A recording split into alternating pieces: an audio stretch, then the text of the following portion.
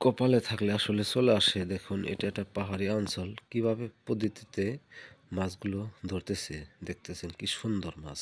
কিন্তু আমাদের এলাকায় বা আমাদের গ্রামে এই ধরনের মাছ নেই। আরও একটা দেখতেছেন আপু কিভাবে কুলার মতো হুম সেই সেই রকম একটা পদ্ধতিতে মাছ ধরতেছে, কিন্তু দেখতে কিন্তু দারুণ লাগছে।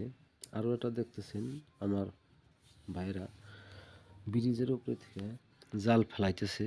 জাল ফেলানোর কারণে মাছ এমন ধরনের চমৎকার দেখা যাচ্ছে, কিন্তু তারা অবাক হয়ে গেছে না, কিন্তু উঠাইতে পারছে না। আরও একটা দেখতেছেন আরেক ভাই, কিন্তু হে দেখতেছেন যে এটা প্লাস্টিকের একটা এর মধ্যে মাছ কীভাবে উঠাইলো। আর পাহাড়ি অঞ্চলে কিছু কিছু গর্ত আছে, গর্তের ভিতরে যখন পানিটা যখন শুকাইয়া যায়, শুকানো যাওয়ার পরে ওই মাছগুলো আটকা পড়ার পরে ওই মাছগুলো নেটের সাহায্যে কিন্তু আবার উঠিয়ে নেয়। তো দেখতে পারতেছেন খুব চমৎকার লাগছে দেখে, যে আপনারা সবাই দেখতে থাকুন। আরও দেখতেছেন যে এটা খালের নাগাল পানির পানির গর্ত, কিন্তু সে জায়গায় এমনভাবে ফিট করছে কিন্তু পানিটা তল দিয়ে যাইতেছে গা, কিন্তু মাছটা উপরে চলে আসতেছে। কিন্তু আরেকটা ভাই দেখেন দুপুর বেলা পাহাড়ি অঞ্চলে খালের মতো সে জায়গায় দেখেন মাছের কিরম লাফালাফি, আরও মাছ লেগে গেছে। আরও একটা ঠঙ্গির মতো একটা জালের মতো এটা বানিয়ে লয়ে গেছে, সে জায়গায় দেখেন পানিতে ডাবানো হচ্ছে, কিন্তু মাছ ওঠাতে দেরি হচ্ছে না, একদম বোঝাই হয়ে যাচ্ছে।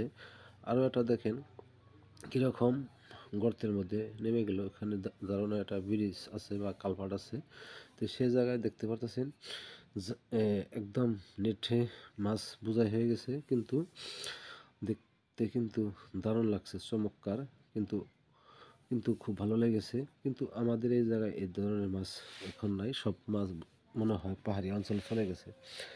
আরও একটা দেখছেন এই বহুত একটা এরিয়ায় জায়গা হবে মনে হয়, কিন্তু ওই জায়গায় দেখেন একটা আপু জাল ফালাইয়া বসে রয়েছে, কিন্তু কোনো একটা ফাঁস বাত নাই জাল জাল ফালানো বা জালের ভিতরে যে মাছ যে আটকাবে কোনো একটা জায়গা বাত নাই। এ দেখতে পারতেছেন জালটা চাপাইতে পারছে না, এখন আরও দুইটা মানুষ তার সঙ্গে সাহায্য করতেছে।